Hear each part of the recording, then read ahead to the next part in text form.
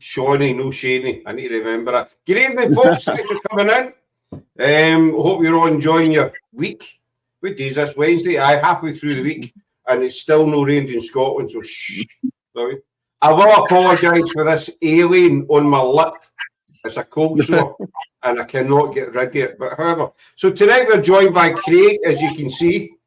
All right. And we have Shani Page, founder of Dark Souls Paranormal. I nearly forgot the name of your group there. Dark Souls Paranormal. And a UK director of Outer Realms Paranormal. And we've got Shane. I was going to call you Shani. I'm doing well on that. Shane McLain. Shane McLain. No relation to John McLain, who's the founder and director of Outer Realms. We were meant to be on the other night, but we had to cancel. But tonight, this is Wednesday, isn't it? Mm-hmm. Yeah, it's Wednesday. It's Wednesday. So thanks for coming in, guys. How are we? How are you doing? We're good. We're good. We're good. Glad to be here. It's good to finally hook up with you. You're a wee bit dark, Shani. I know, yeah. I don't mean you personality. I mean your background. Yeah, it is a bit dark. You know, but Yeah, when she talks to me, sometimes she's like this. I hear you right up. You know, our first ever live I done. Our first ever show we did. I was using my phone, and I'd never done it before. You know, and so you're sitting there, and it's when you watch it back, I realised that for most of it, people were actually looking up my nose. Yeah. Because the angle I had. You can get kicked out, Craig, very, very easily. Well, good evening to always Shane and Shani. Good evening, Catherine. I don't need to say hi to my husband. That'll be your Mrs. Craig. That's Laura. She's one of ours as well. And Craig's She's better. behaving. Craig's better half I will add. So, who wants to go first? Dark Souls Paranormal or Outer Realms? Go on.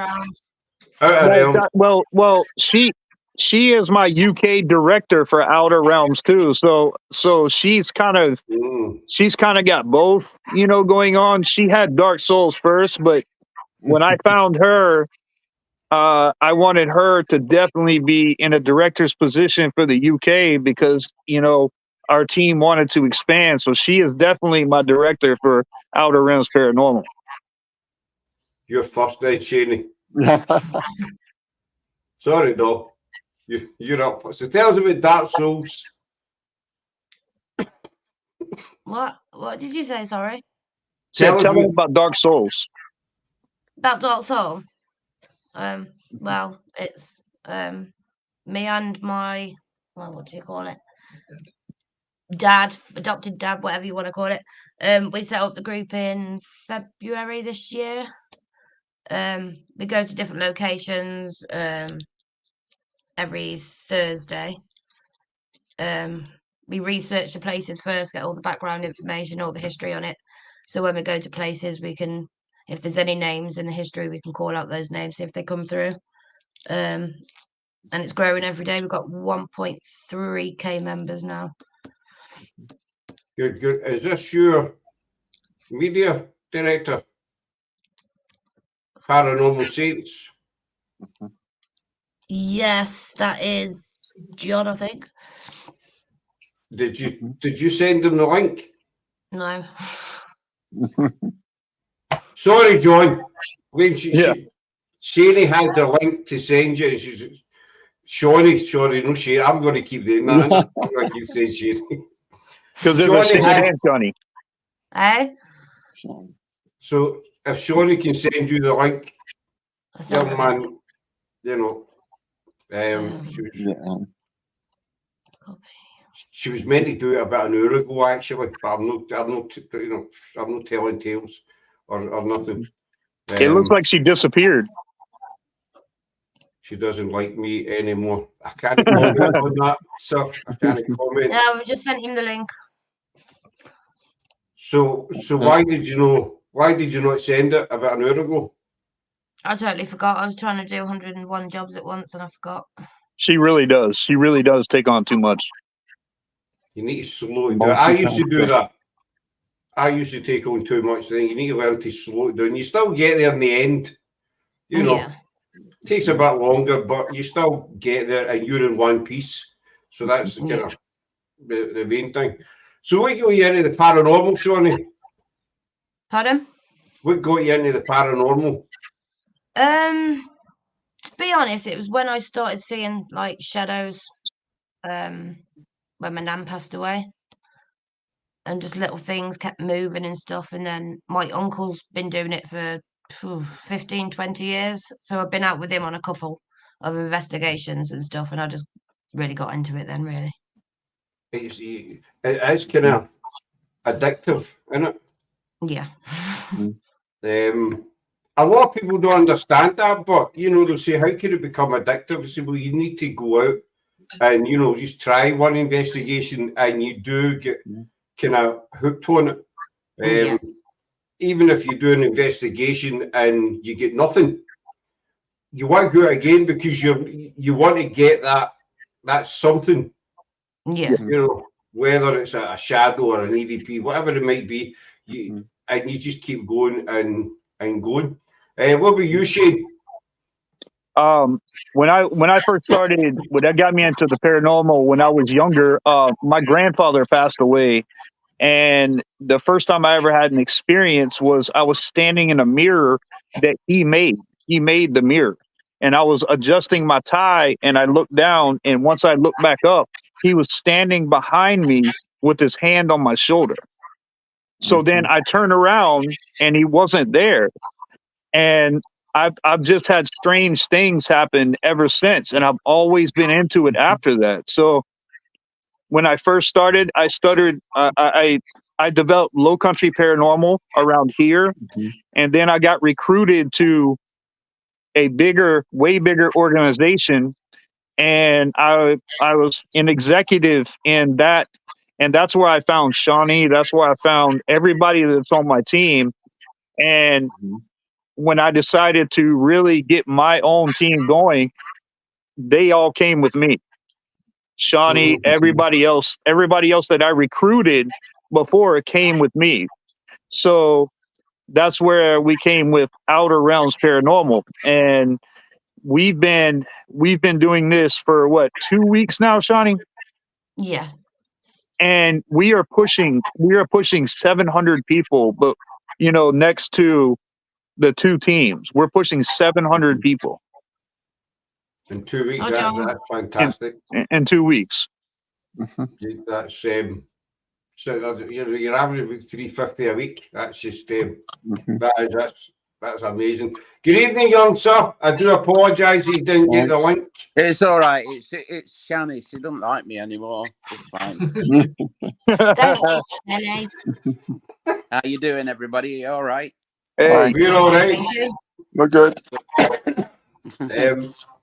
But see, that's what happens. See, you get into this. I mean, we used to have a much bigger team, and but there was just too much drama. Yeah. We had, I think it was 21, 22 or something. Craig, was it? About 22. There was quite a few. There was too many cooks. It was a case of too many cooks spoiling the broth. We're much leaner now. We're much sort of like team of like 5 or 6 totally international, and 6 or 7, sorry, totally international, and it just works a heck of a lot better, slimmed down. Yeah, it just works. I mean, it's okay saying, "Oh, we've got 22 people in our team." Sounds brilliant, but at the end of the day, the logistics it just doesn't work. I mean, I'm not saying no disrespect to teams that have got quite a lot of team members. It's their choice, but we just found it just did not work, and so we had to shave quite a few bodies. Slim down. And since then, it's worked a lot better. But you find that, you were saying, most of the time it's by accident you find people. You just find that. You find people that you just click with. Yeah. And and that's what makes it work. It's not about drama, and you know, it's not about being the best team or the biggest team or anything like that. You know, because we're all the same. To me, there's no such thing. I want your guys' opinion on this. You get these teams out there and they say we're the best team in the paranormal. Well, I say bollocks to that. You know, what do you guys think? There is no professional or expert in this field, because in order to be an expert or a professional in this field, you have to have a proven scientific method behind it. And we don't have that. What we have is the idea that we can communicate with entities with the right and proper equipment. But to call yourself a professional or expert in this field is way off, because there's nobody that's an expert or professional. I don't care how big you are in YouTube. We're all in this the same. We are all just baseline, and we are here to understand the unknown and to help families understand what they don't understand. Exactly. You know, I know there are teams out there that want loads of followers and awards and blah blah blah. You know, that crap. But that at the end of the day, that's not what it's about. You know, it's just about doing what you enjoy, what you love, and if you can help people along the way, then fair enough. You know, that's all the better for it. Yeah. There are people who are obsessed with fame and getting TV shows and that, but I wouldn't entertain it. So what about you, John? What's your kind of role in everything? Well, I started in the beginning. I'm 38 years old now, and when I was about 21, I'd moved into a house and everything was fine, and I went to a graveyard near me that's apparently very haunted, and I got a couple of pictures, and it was like a bench and there was nobody sat on it. And then when I got home, I looked through the photos and it was like a shadow figure on the bench.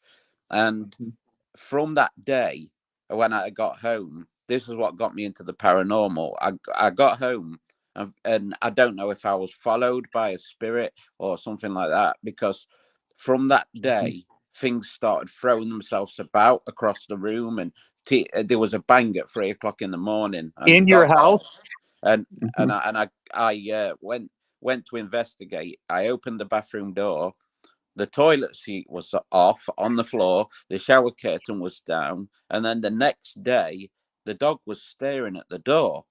And he was staring at it for about 20 seconds. I looked at the door, and all of a sudden, the door handle went up and down about 10 times, dead fast. And then I went, and this happened for about 3 years, every single day.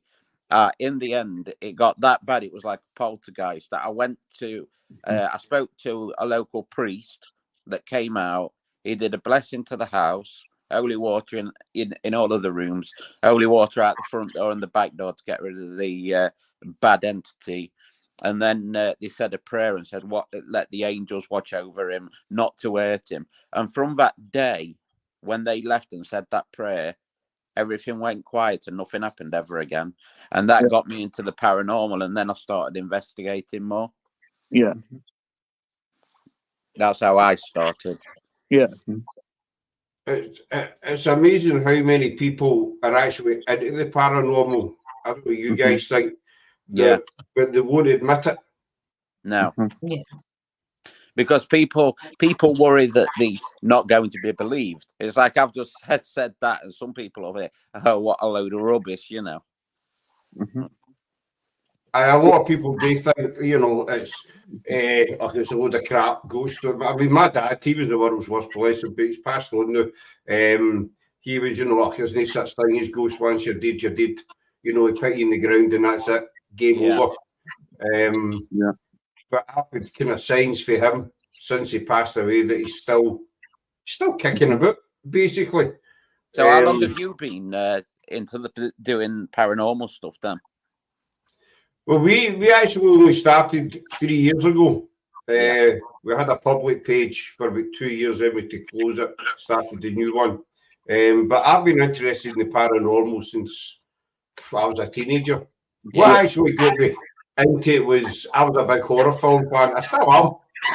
I love my horror films and death and ghosts and all that stuff. And people losing parts of their body and stuff like that. Yeah, I love all that. in the UK, there's a there used to be a big show when I was younger called Most Haunted, and you see a lot of these TV shows. It's all scripted and acting because there's a place near me called Annesley Hall, and it's like a really old big mansion place. And Most Haunted came to do an event there, and I went down. And because I was working at that place, just security around the building, and you could hear what the TV crew was saying, and it was all like made up, and half of it was scripted, and there was that much going off, like things falling over, clocks starting on their own, and it was all set up. Yeah, the entertainment. Yeah, definitely. That's why I tell all my investigators. I tell all of them. I said, number one thing is do not get a YouTube education. Yeah. You go on this just like it is. I mean, you don't have no set time, and that's another thing. People think that they have to go at 3-4 o'clock in the morning because of the hour. If a place is haunted at 3 o'clock in the morning, it's haunted at 3 o'clock in the afternoon too. You're just better to get pictures at night time. Right. Things right. happen. You get stronger activity. Yeah. I was talking to a lady the other day. We were up at Dunfermline. I was talking to Nicola from Phantom Seekers Paranormal, and she said the same thing about investigating.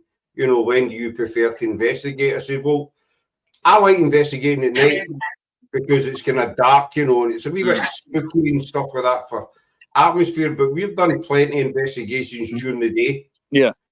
And, we've picked up evidence, no tons and tons of evidence, but we've picked up, enough. And because Spirit they don't do night shift, they don't clock in at 10 and finish at 6 in the morning, and take, but a lot of people, I Whisper Souls, I always get that wrong. Sorry, not Whisper Souls. I get a doing for that. I think I got it wrong the last time as well, so I think I'm kind of that's straight 2 for me. No, it's like these YouTube channels that they put up every single day. They've like with millions of subscribers, and they put up every day. Oh, very haunted building. Then the next day, horrifying, and it's like you don't catch things every day. Or everything's demonic. Yeah, definitely not. It's clickbait, really. Yeah. It's really clickbait, just designed to grab the attention. It's for money. It's money and education. Strike, strike 3 and I'm out. Sorry though, I must apologise. I've got one more strike and I'm out. Seemingly, that's me being told. No, but everything is, and it's these people that. I mean, no doubt you get them out over your end, Shane. You get they say, I'm an ordained exorcist. And because I've done an online course for 2 weeks. Yeah. And that's not gonna help you. I'm licensed, and I'm a licensed and ordained demonologist, and I was ordained in 2016. I spent 3 years preaching, but I've always been called to spiritual warfare. So when I deal with situations like this, I deal demonology way differently than what you see on TV. So when I have a client right now that I'm dealing with that she finally, I got her to where she knows it's not demonic, because there's levels to being a demonic infestation. You have manifestation, you have infestation, you have oppression, and then you have possession. And there's different levels to that. But when you have a residual haunting or a generational haunting, then that could be anything but demonic. Demonic is trying to do one thing, and he's trying to destroy the human body that God created. A question for you. What do you think when people say demons don't exist? Well, you know, when I was a youth pastor, I told my youth, I said, let me show you that evil does exist.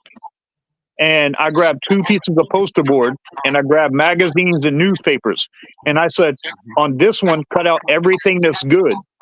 And on this one, cut out everything and post it as bad.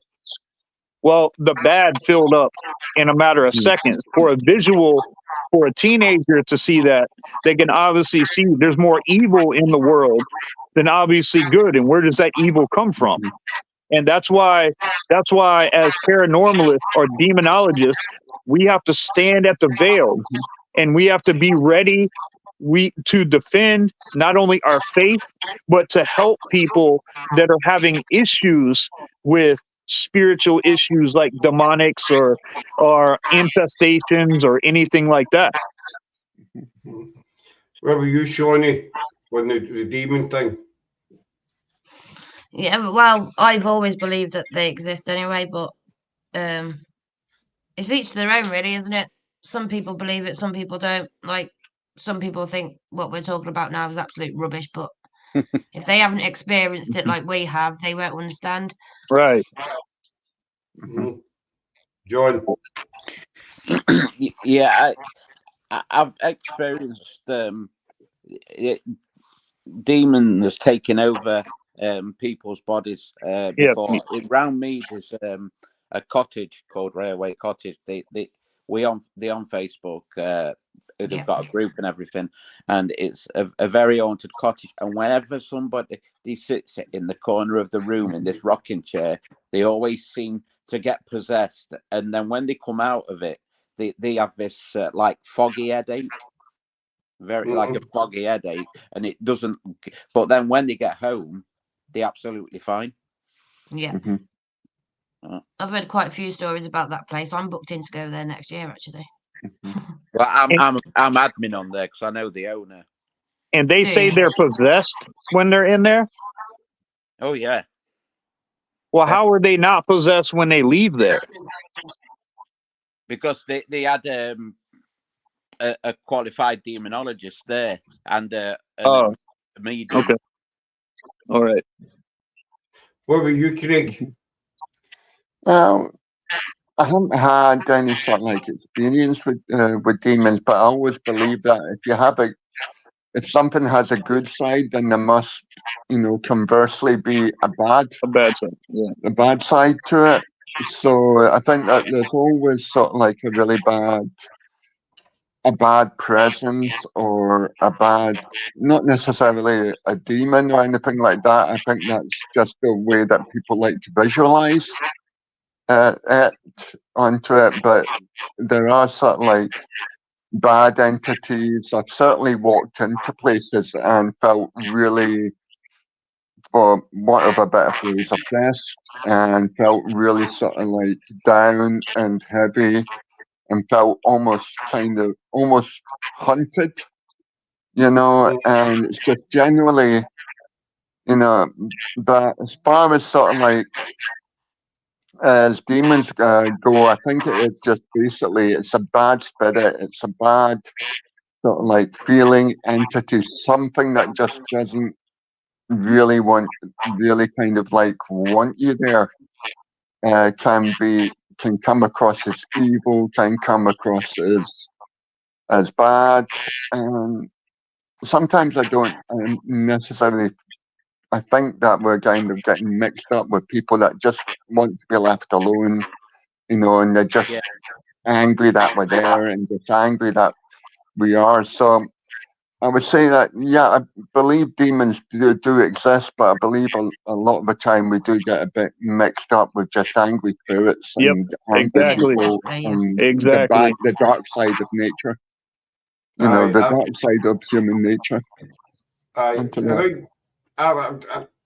don't know much about demons. I put my hand. It's no I feel the paranormal. I've looked at it, but I do believe demons exist in some form. Sorry, somewhere. guys, my dogs.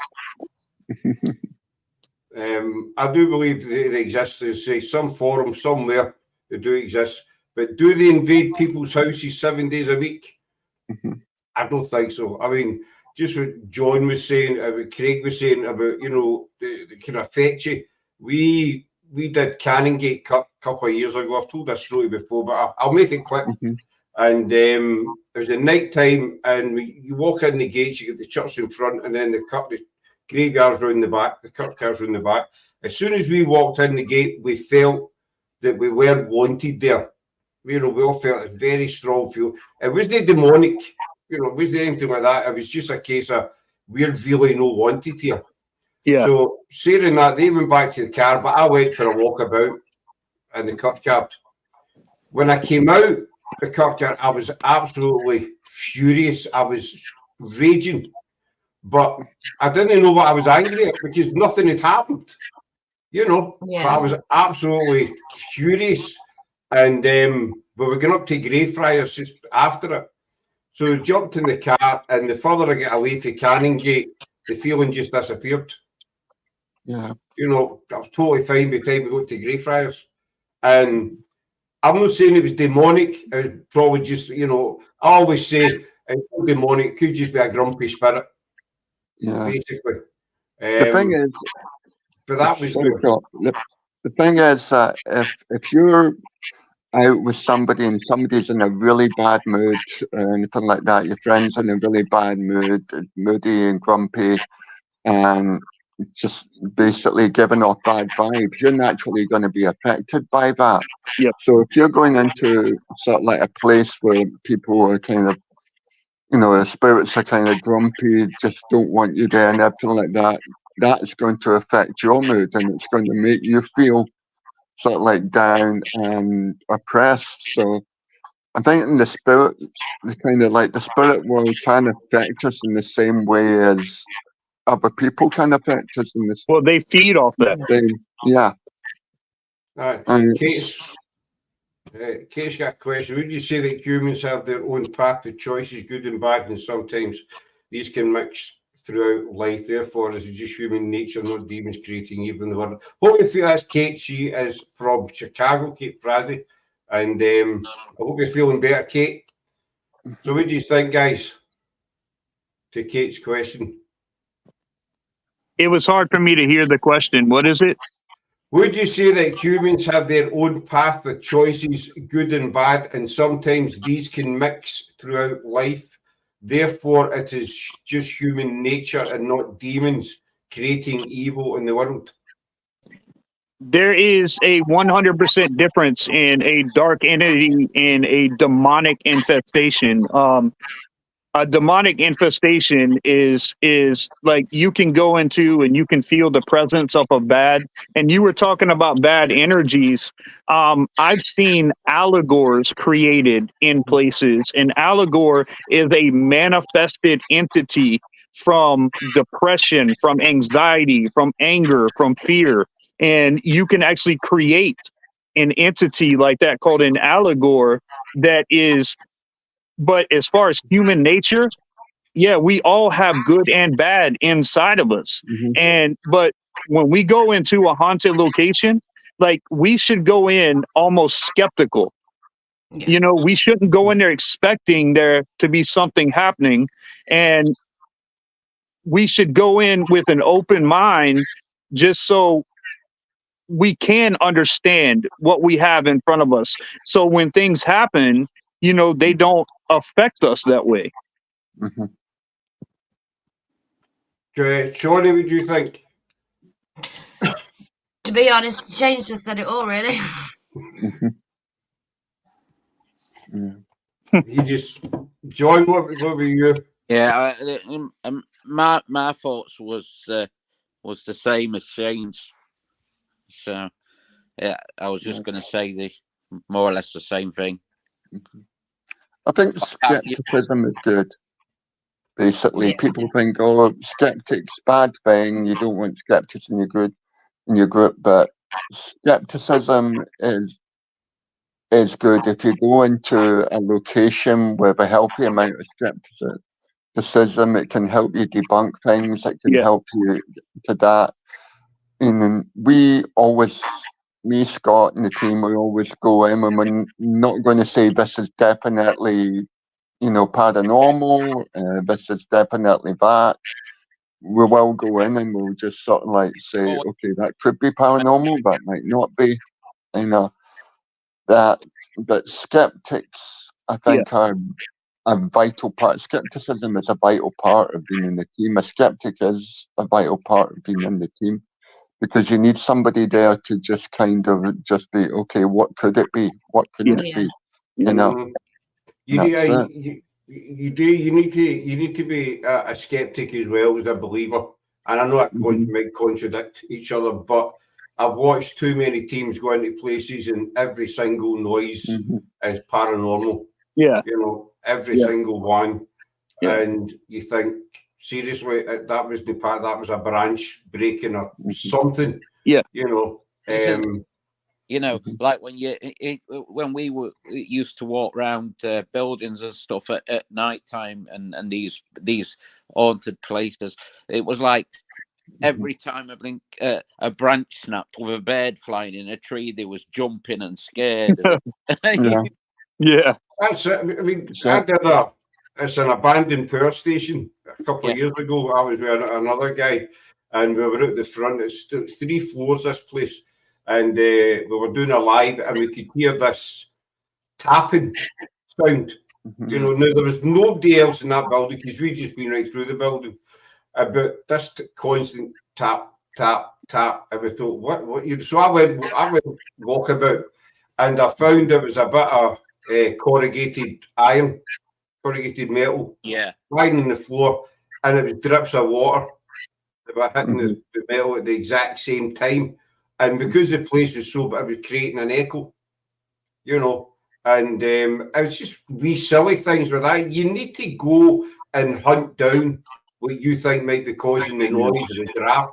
You need to debunk it. That's what I always do. Go to debunk everything. You have to debunk everything first. The best thing to do is go in and debunk, because if you have the skeptical mentality and you go debunk everything first, it's like people with the EMF readers.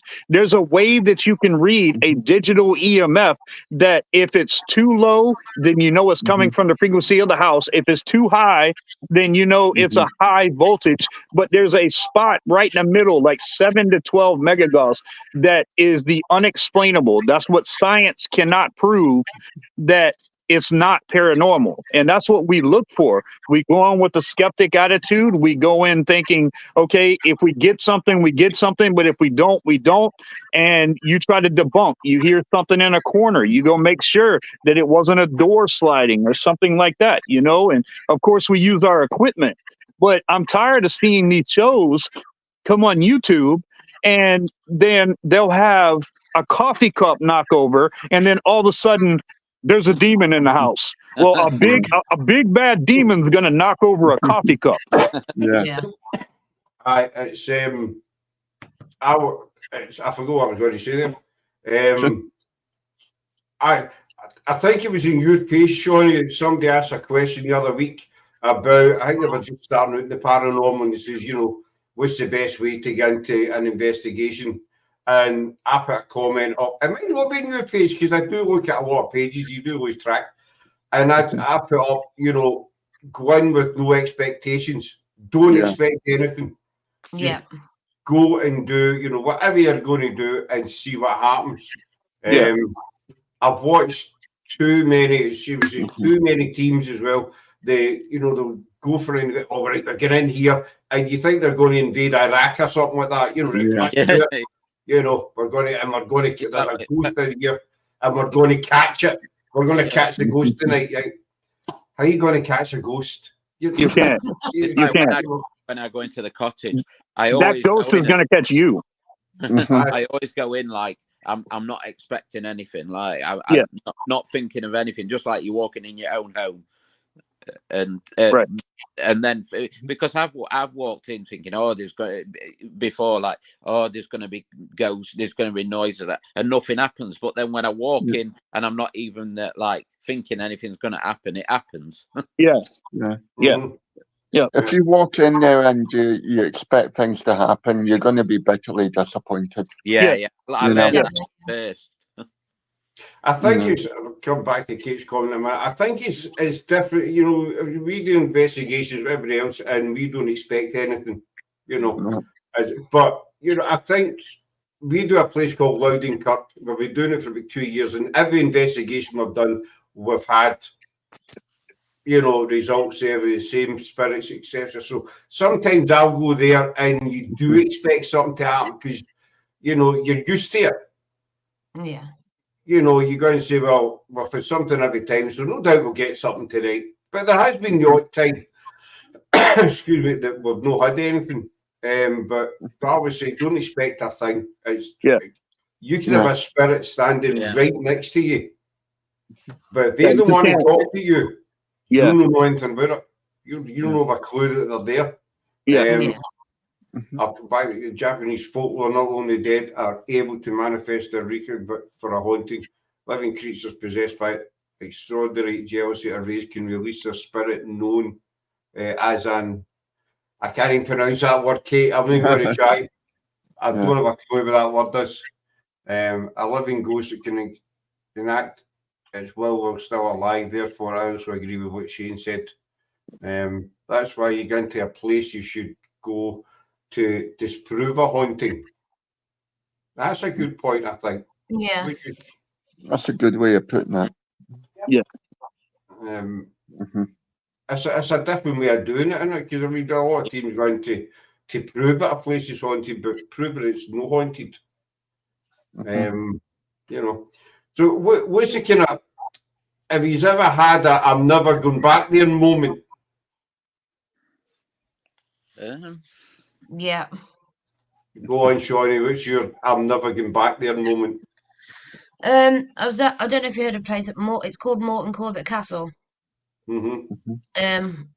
I always go to the place because obviously my nan and granddad are buried there in the graveyard next to it. The one night I went to do an investigation there, I walked into like it's where they used to hide. His name was called Paul. Anyway, they hid him in the cellar. And the one night I got the SB7 out doing a spirit box session. I was like, "Is there anybody here?" It said no, and then it mimicked it upstairs. So we went upstairs, walked all the way around to check it all out. There was nothing there. Then all of a sudden, just felt a rush come past me, and after that, I was like, "Nah." And it was like the spirit talker kept saying, "Poltergeist, we will get you, we will harm you." And Yeah. after that, I was like, "No." Yeah. Never get back. I've gone back, but I haven't done an investigation there since. What about you, Shane? Have you ever had a I'm never going there again moment? Well, one of them was at a house that I lived in, and it was almost 3 o'clock in the morning, and a knock came to my door. And like, who comes to somebody's house at 3 o'clock in the morning? So I look out the window that looked out from the door, and there was a child standing there, like a literal child. And I looked out the window, and I looked, and this child had the blackest eyes I've ever seen. Mm-hmm. Like a black-eyed child, black-eyed kid. I didn't open that door. And the second one was in a church.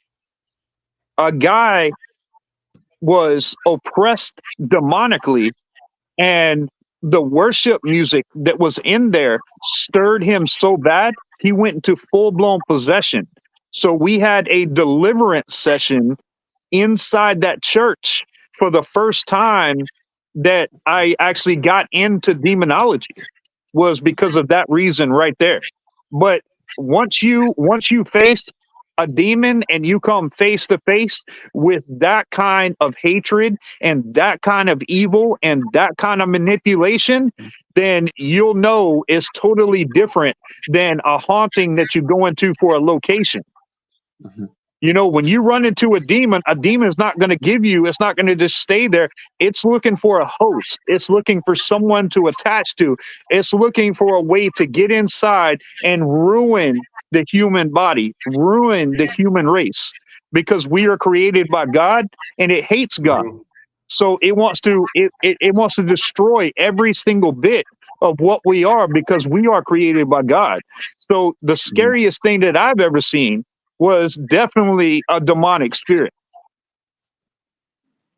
What about you, John? Hold on, I don't. Well, I've got a couple of places. I went to a place. If you look it up online, it's called Ryber Castle. It's Matlock Way, Derbyshire, and they're starting to turn it into flats now. But it's very haunted, and I went to walk around there, and I literally, we were stood in this hut.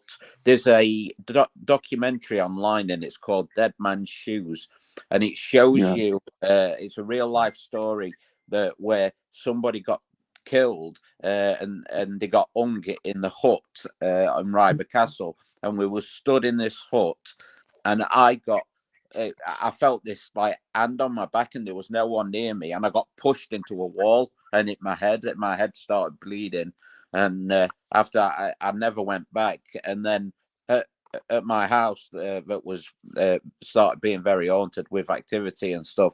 I got like I kept getting paralysis, and it was like It's like I had a force, but my bed was against the wall, and I was lying on my side, and it felt like somebody was pushing my back that hard against the wall. I couldn't move. I tried to like scream, and I couldn't get anything out my mouth for about at least 15 minutes. And then it just let me go. And I ended up leaving there in the end. It got too bad. Wow. So you had paralysis? Yeah, it was like paralysis. Wow. It's like you had a very strong force on top of you, and you just couldn't move, or you couldn't. I tried to scream, and nothing had come out. We've never had anything with that, you know. I felt, you know, presence beside me, you know, somebody was standing at the back of me, no threatening or anything like that, you know. It liked, I think it liked music, because I play the piano and play the guitar, and I had the guitar in the middle of the room, before I was pushed against this wall with this force, the guitar went dong dong, and then I put my head under the blanket, and I felt this force against me, and then the other night there was like, I've got a music room, and every time when I go to bed, I'd turn everything off. I got to bed, and I heard this music playing very, very loud. So I thought, I'm going to tell next door to turn it down. It was like 2 o'clock in the morning. So I got up to go just to tell next door to turn it down a bit. And it wasn't next door. It was in my music room. Everything had turned on, and it was playing the song Stevie Wonder, I Will Always Love You. Yeah, I'm going to come to that. Obviously, I'll put these couple of comments up first. Craig, you can help us with this one because you were there. I can barely kind of like read that. I'm reading off my phone right now. You might need to read it, Scott.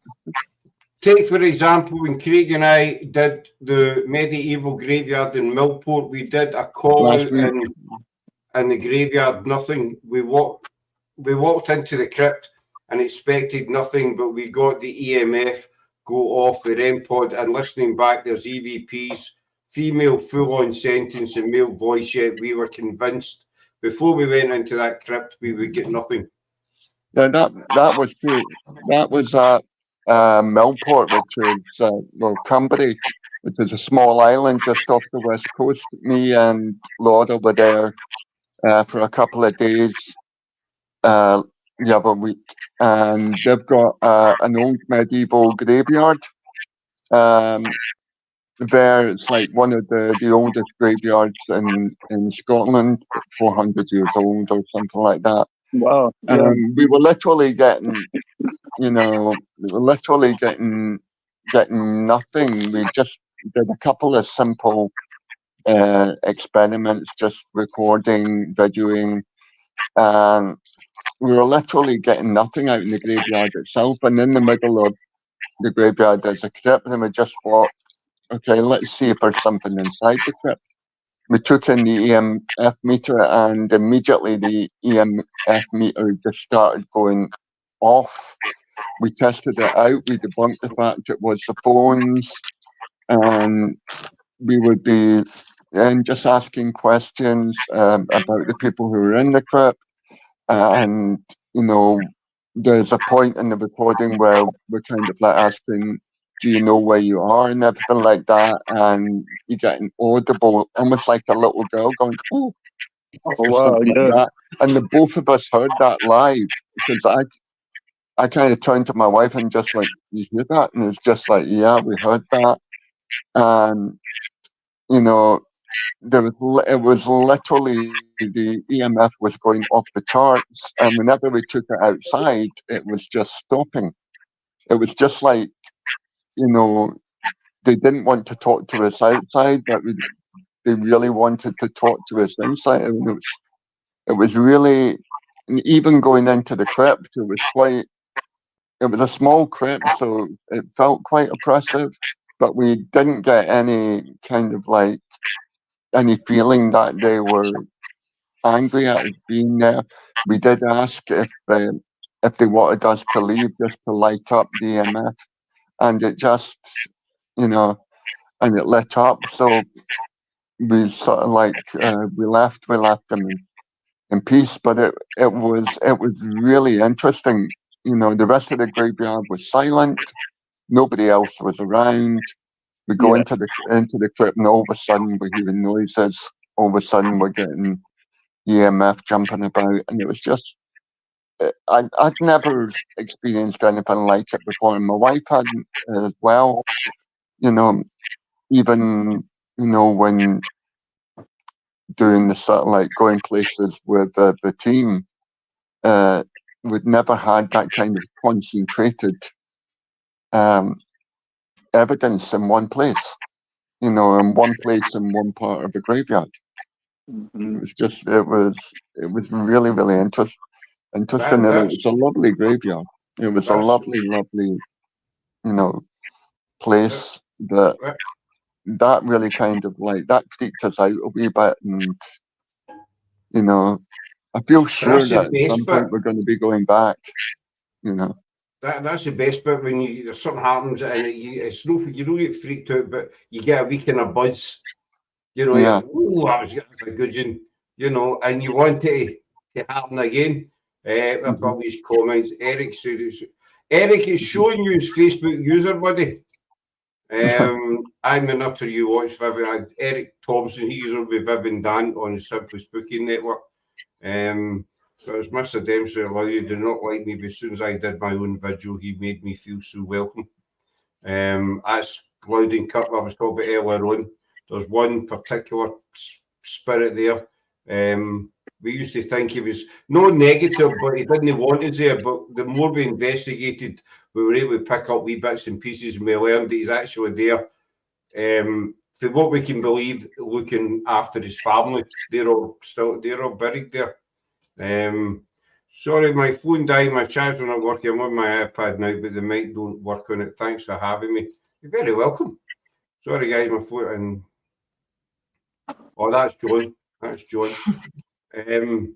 But just, do you think spirit? I've asked this to a few people and I've had different answers.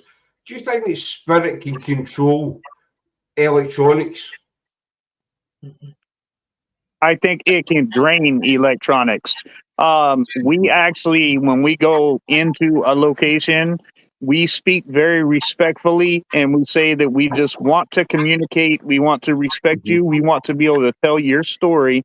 And if you need energy, then you can use the energy off our electronics. And not only has my camera gone out, my lights have gone out. It has drained full range batteries.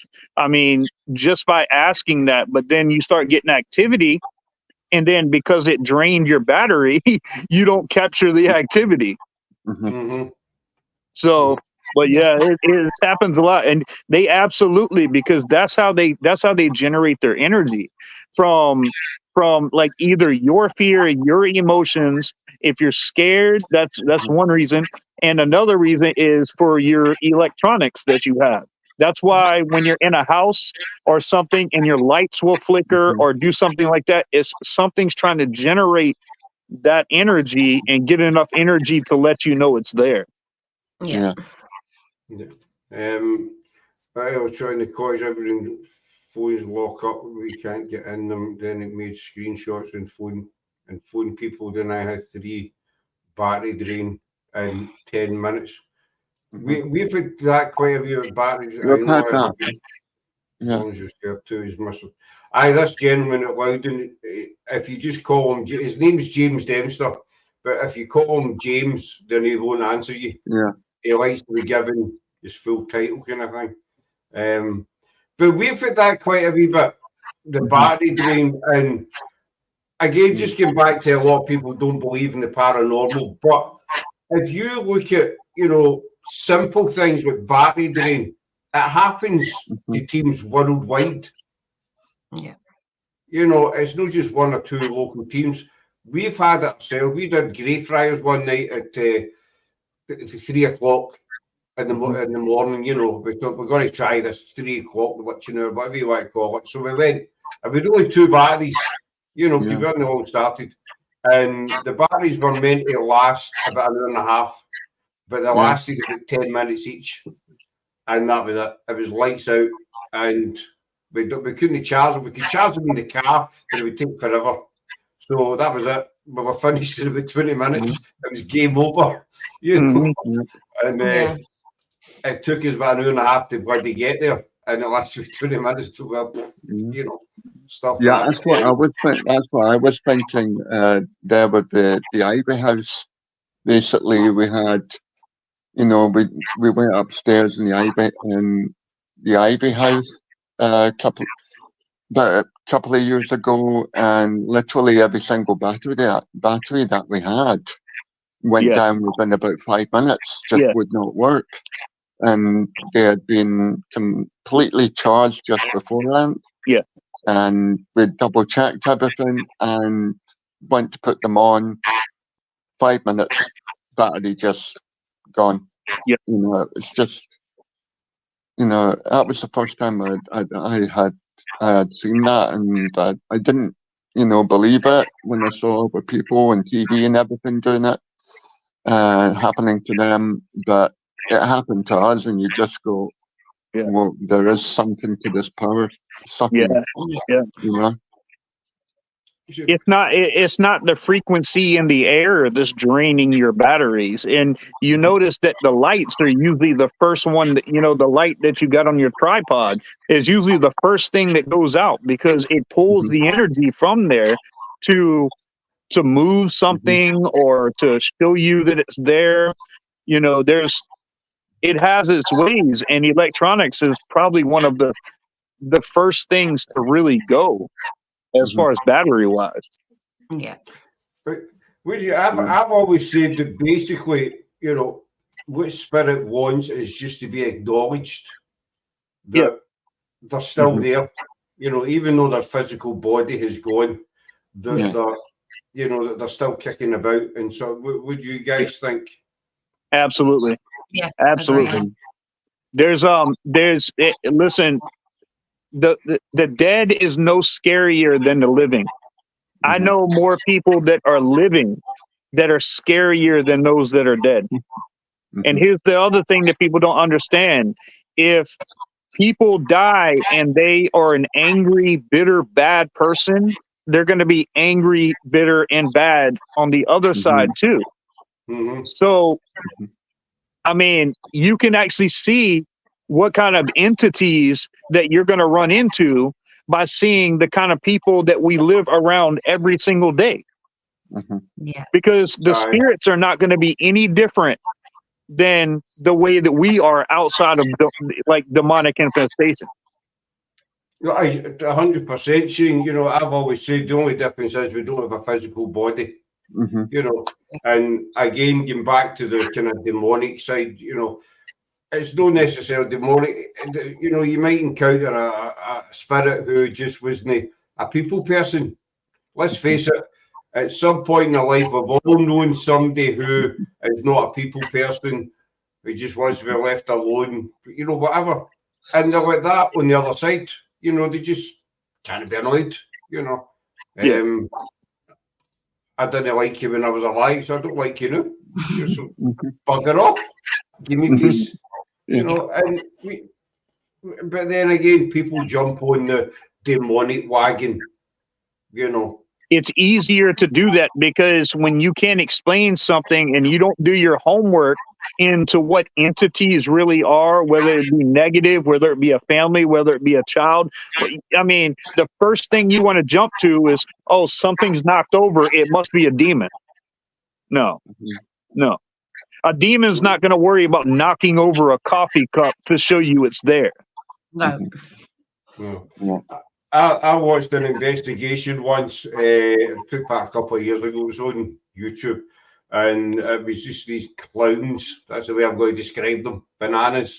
It says there was 6 demons in this one house, and they'd managed to get rid of 4 in the afternoon, and there was still 2 hiding up in the loft, and they were going up to get them.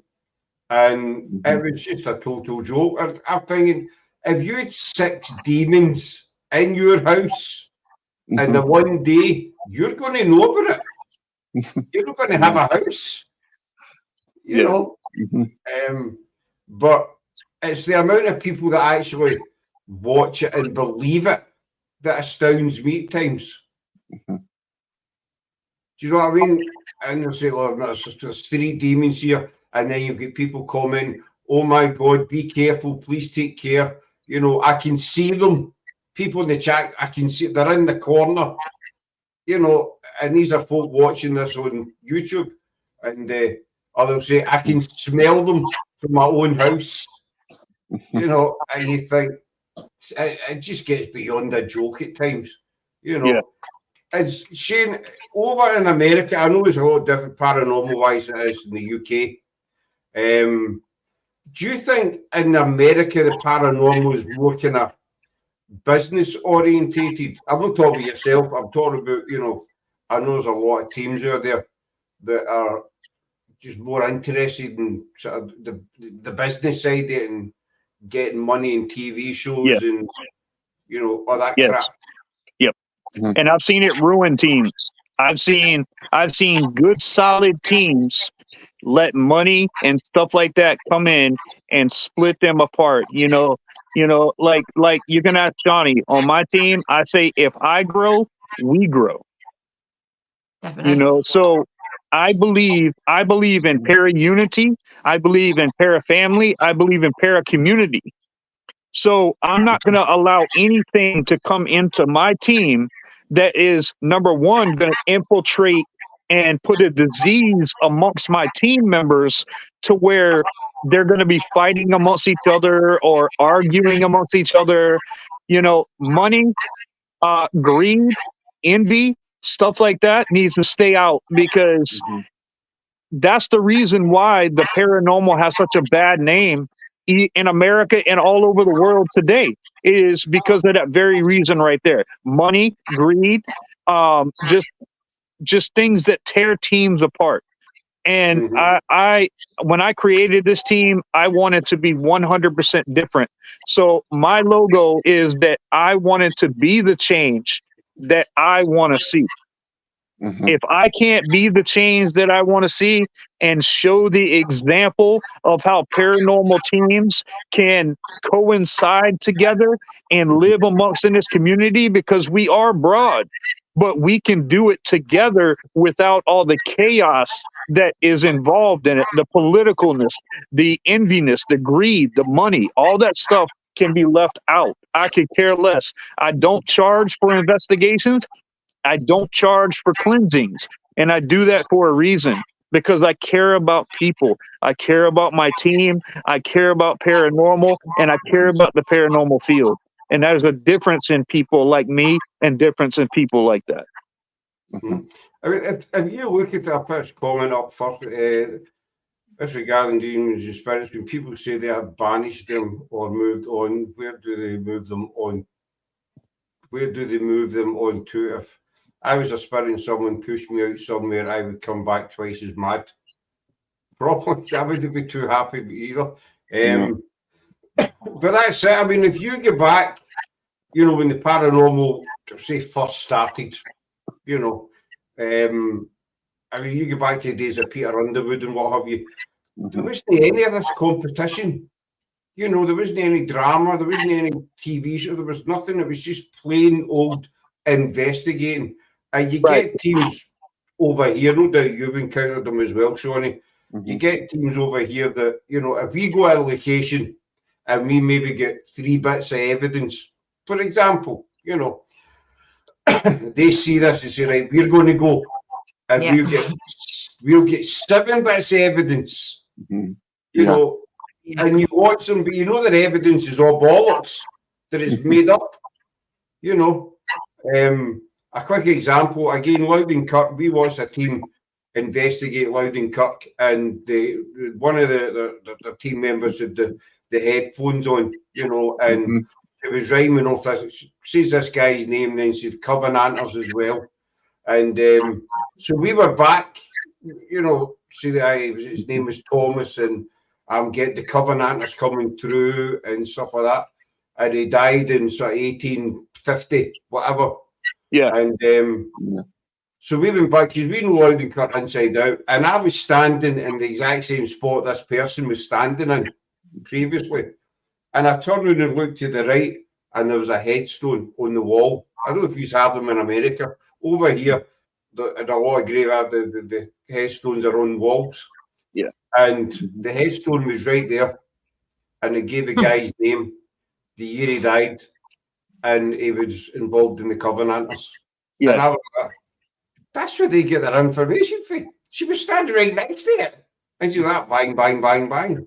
Yeah, there's a lot of teams over here that they just fake it, or if you get a good piece of evidence, they then slate your team and say, "Oh, you're doing it wrong." Yeah. It's just no. And see, that's what you can ask Shani. I don't deal with that on my team. Like, I don't deal with the bullying. I don't deal with the bashing. You know, we keep that out. Our team, you can ask Shani. Our team is really solid. We have people all around the world, and we base our belief off each other. We base what we do off each other. So when we go out and investigate and stuff like that, that we all know what's going on. We are all in one accord. There's no dissension in any of us. So we want to keep it that way. We want to be the change that we want to see in this industry. And I'm tired of seeing teams fall apart because somebody has a different position, or like somebody's greedy over money or something like that. I'm tired of seeing that. So when I created this team, which was 2 weeks ago, guys, 2 weeks, and we started growing immediately because we are different.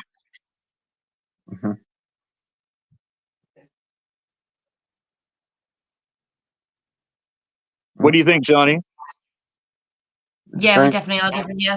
And like, we've all got each other's backs. If anyone's got a problem, we all sort it out together, or we always make sure everybody knows what each other's doing. And sometimes we have daily meetings with the whole team. We get the whole team, and we'll have them daily. If somebody's going through something, I get the whole team there. And if you're going through something, we're going through something. You know, we want to be able to be there for them. You know what I mean? And that's what's lacking. I just realised that my mic was off. Cheers, Eric. I forgot. Over gesticulation. So I might have appeared like I was just.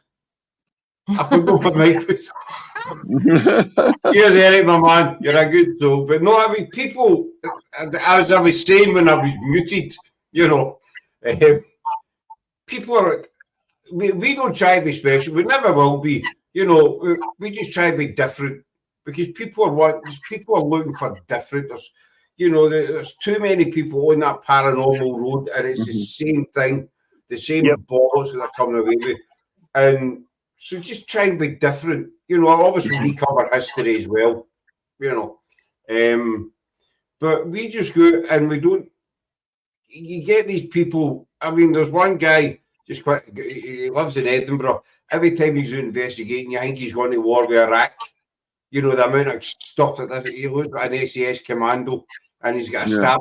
You know, a stab-proof vest and that on. You know, I've never seen a spirit holding a knife, but however, he wears a stab-proof vest and everything, and he never gets nothing. Nobody wants to talk to him. You know. Like, there's too much competition, but they're all after the same thing. So I just don't get why there's so much bullying and so much backstabbing when everyone's after the same. Yeah, it's the Zach Bagans effect. If you're antagonistic towards the spirits, you'll get better thing that makes better TV. You know, and all this combat stuff, and you know, it gets boring after a while. It does. You know, it gets really boring. It does. To me, you shouldn't antagonize spirits because you know that's not what you're there for. That's just my opinion. Everybody's got their own way of investigating, but if whenever my time comes, if somebody comes to investigate me and they start getting stroppy, I'll be telling them to do one. You know, I've been talking to you. You know, if you want to make contact with a spirit, you just talk to them like a normal. If they're sitting next to you, you know, if they're still flesh and blood, because they're still that person. They're not any different, you know. And as Craig was saying, Zach Bagans, I used to watch him, you know, a long time ago before I saw the light, basically. And you know, you demon and you're a demon and come on, take me on and all the rest of it. You would just flatten that, would you? You know, it's you know, what you know, you were saying earlier on, Shane, about, you know, the cleansing and stuff. What about, I've seen a lot of teams do it, and no disrespect again, but they say, but I think it was Laura that made a good point. You know, we've passed them on. They've left, you know. And it always takes me back to the Poltergeist film when they say this house is clean. You know, what's your whole view on, you know, sending spirit into the light, as they put it? Do you think that as a thing that you can make a spirit leave? Yes, absolutely. Absolutely. I did a spirit box inside my house, and I got a spirit named Johnny, and I had my epic box that was sitting right next to me. I've got a video of it all. Johnny came through and I said, "Is this Johnny?" And the epic box next to me lit up green. Yes. Well, we continued talking with them. And then the next day we came around and did another spirit box session, and we got Johnny again. And we found out he didn't want to talk to my wife at all. He wanted to talk to me. So he was telling me that he's not worthy, that he's lost, he doesn't know. And you create and tell them that there is an energy light that's around them that they can go to. And a lot of times these entities are scared of that because they think that they're not worthy to go in there. But then when you communicate and you tell them, just go through the light, you know, you'll be more comfortable. And listen, guys, I heard Johnny clear as day when we were talking like this. At the end, when he was going to go through the light, it sounded like he was across the room, and I heard goodbye, and I never heard from him again. So yes, I do believe you go through the light. Yes, you can. Do you think you can force a spirit to get through? Like demonic wise, you have to.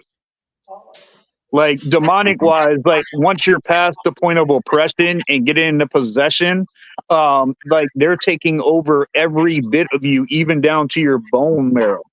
So you have to demand the name off that demon, say the name of the demon, and with the power of the cross and the blood of Jesus, you have to cast them back to hell where they came from. But you very well can do that. Now, a regular spirit, you know, you don't do that. Now, you do the cleansings the same way. Like if you're cleansing someone's house, I would cleanse someone's house the same way with a negative energy that I would with a demon. You know, but as far as an exorcism, that's what's totally different. When you exorcise a demon, there is a whole different book written on that when it comes to hauntings. Because, like I said, not all hauntings are demonic, and not all demonic infestations have hauntings. So we got to take it for what it is, right? Exactly. As you get one thing that gets me particular is when you get, you know, a one team, particularly, I'm not going to name them obviously, as you say, we're now doing house cleansings. Craig knows what I'm talking about. And, you know, we're now doing house clearings. And you think to yourself, you couldn't do a house cleansing with a vacuum cleaner in a van. You know, basically. But they pop on Facebook offering their service will come and clean your house. So, well, you know, it's a wee bit dusty. You can do a bit of Hoover. We vacuum that, come and do that, you know. But you never see them doing it, you know. No. You don't post up any evidence or anything. This is what we do. This is how we do it. It's just I don't know, man. Do you get that a lot in the States? You know, obviously Shani knows what I'm talking about. You get quite a few teams over here say, we did an investigation last night and the evidence was amazing. We could not believe it. And the footage will be up soon, you know. And 3 months down the line, you're still waiting on this incredible evidence, you know. And then their excuse is, oh, I have to edit it. Yeah. Well, we've just not got around to doing it yet because I've been too busy cleaning people's houses. And that's good. That's why, like Shani and I, we have media directors for that. Yeah. You know, when we want to have evidence edited and stuff like that, we have media directors. So they'll go in and edit all that for us so we can show whatever we want, because we can give them what we want edited and they take care of it for us. I mean, Craig will tell you, any of the team will tell you, I could rant on for hours about it, you know. It's just so ludicrous. And some of the claims they've made, there's a castle nearby us, but it's not so much a castle now, but it's ties to William Wallace. And this team investigated it, these house cleaners, you know, and they investigated this. Now, Craig, keep me right here. It's got very, very brief ties to William. I think he visited it or something, you know, not major ties. But they investigated it and they got William Wallace and his horse. Yeah. The horse was there as well, you know.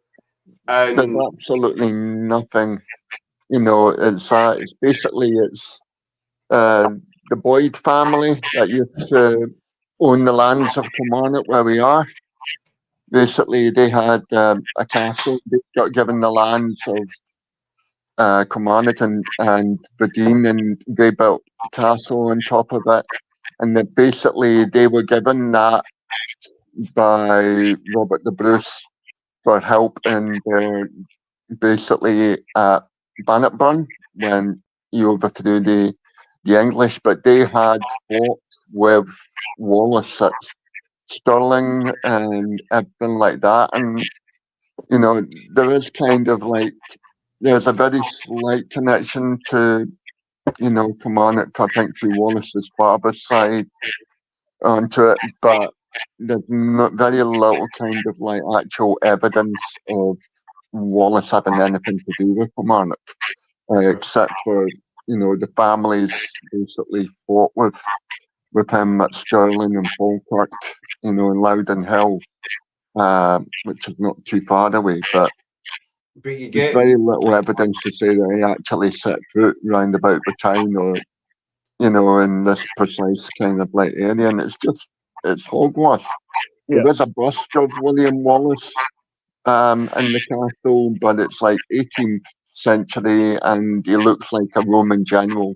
It's a typical thing. He's got the handsome goatee beard. He's got a helmet on, and it's just, you look at it and you just want to go, oh my goodness, real hero worship and type of stuff, but definitely there's nothing to do with not a lot to do with Wallace round about that place, but they were just coming in saying, oh, Wallace has been here on his horse and he's visited, and that's what got me. It's hogwash, it's completely and utter, for want of a better phrase, it is completely and utter hogwash. Yeah. So what a crap. Mm-hmm. It's when they said I'm too polite to say that. It's when they said they'd got his horse there as well. That ended me. I know that you guys have encountered thieves with that as well. Mm-hmm. In the past. They go to a location and there might be, a famous name that visited it for half an hour, but all of a sudden they've got this famous name there with them, because, Henry VIII took a dump in a forest and they go to the forest and they've got Henry VIII in that forest, and that, again, that's just making, it's making us look like idiots, basically. Yeah. Do you get that a lot in the States as well, Shane? Say that again? Do you get a lot like that? You get people maybe going to locations that are associated very, very briefly with maybe a famous figure, but these teams go and they get this famous person, Yeah. See, we have areas here, and a lot of times, like we have Waverly Sanitarium. We have Waverly. Waverly is big time here because people want to go there. But it's because of the people that were there. And where I live where the Civil War started. So a lot of the generals and the big time Sherman and all them, they were all here, so there's a lot of history behind that here. So a lot of people, when they come to the Low Country, that's what they look for. They look for the historical part of that, and then they expect to get a historical haunting. And that's not necessarily true, because I've been to some of these historical spots right here, and I did an Estes method. Do you know what an Estes method is? Yep, right. I do an Estes method, and I found out a woman came through that had a man over talking her, and to find out that this woman was kidnapped, she was raped, she was killed, and the guy that killed her it was a murder-suicide. I went to dialysis the next day and told a guy that lives on the island that I was at about what happened, and he said in the 80s, right above where I live, a girl 2 houses up from me was kidnapped. She was raped, she was killed, and the guy that did it, he turned around and killed himself. And I had both of their names, and that had nothing to do with the location. The location, I should have got some kind of soldiers, something from like the North or the South in the Civil War, and I didn't get anything like that. So I got that Estes method coming through in a historical location. So you can't go to any place and just expect to get whatever you have heard is there. An entity is going to get a hold of you, or if it wants to be heard, it's going to be anywhere, anytime, any place that it wants to be heard. Just when you're saying that about the girl, what happened to her, I like to hear about the normal folks there, all right, not the famous folk I've nothing in common with. Do you think that, like say murder victims and stuff, I was watching something about the Green River Killer. I think you've heard of him. Back in the 70s and 80s, took 19 years to catch this guy. But they got him eventually. But there was something else I'll need to look back about some of the locations where the bodies were, because obviously after they caught him, he took them to a lot of different locations. Yeah. Some people are saying that these locations, prior to the bodies being found, there had been activity there, and some of them reckoned it was the victims, you know, trying to get people's attention, basically. You know, to say, I'm here. Yeah. What's your theories on that? I've seen the same thing with law enforcement. You know, they have a cold case or something like that, and they go, 15, 20 years and they can't figure it out. And then you get a paranormal investigator to go to the area that a person was found dead, and they're able to communicate with that person and actually get names. I've seen cold cases solved like that here in America from doing just that.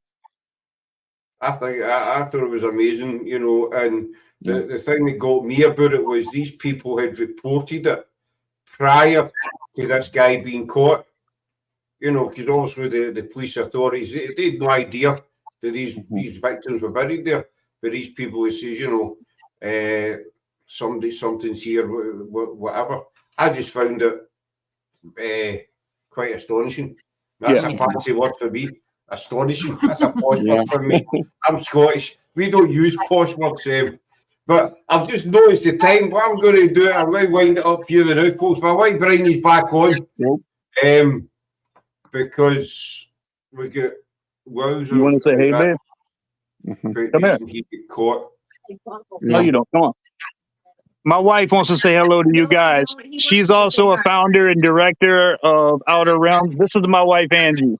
Hello. Hi, Angie. Hi, how are you? Shani. Hey, Shani Donkey. Hey. I'm singing all day, sir.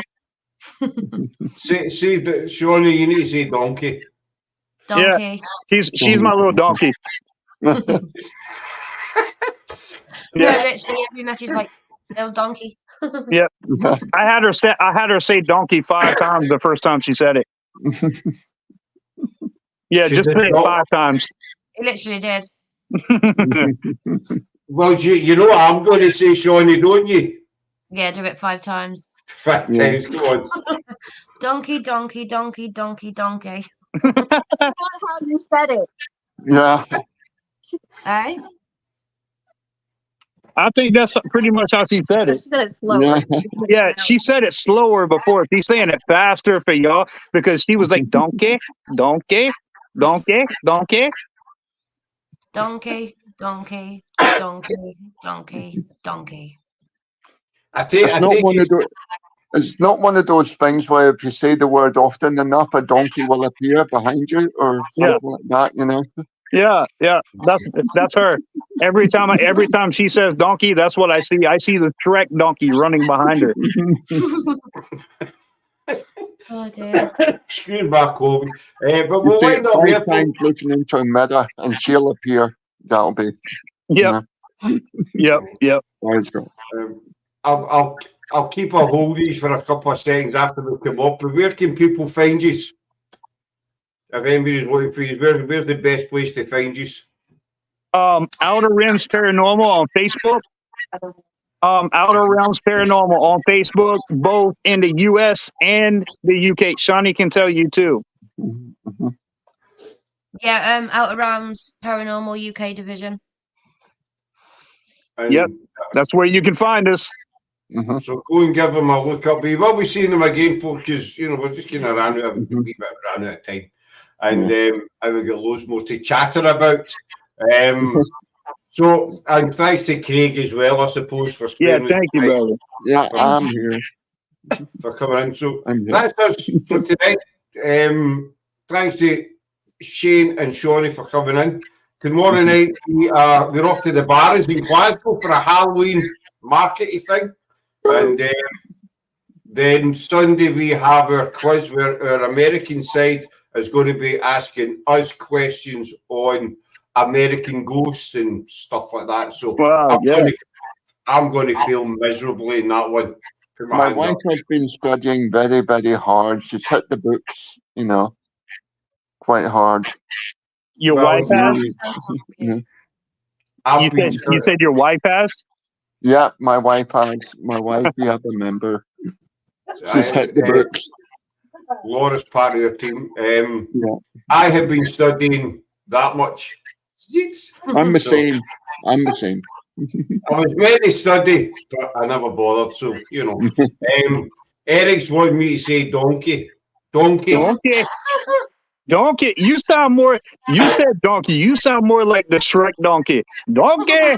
Donkey. Donkey. Donkey. Shani, I you don't just know. sound cute when you say it. Hey? You just sound cute when you say it. Oh, thanks.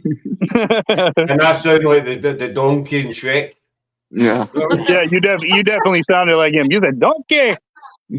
So, that'll be the Scottish in me. That'll be the Glaswegian in me. You know what I mean? Scott, that's what I was going to say to you is I am coming to Scotland next year, so I will message you about some locations and meet up, like you said, and we'll sort that out. That's fine. And bring your That's cool. donkey. Yeah, Bring she my will. donkey. She will.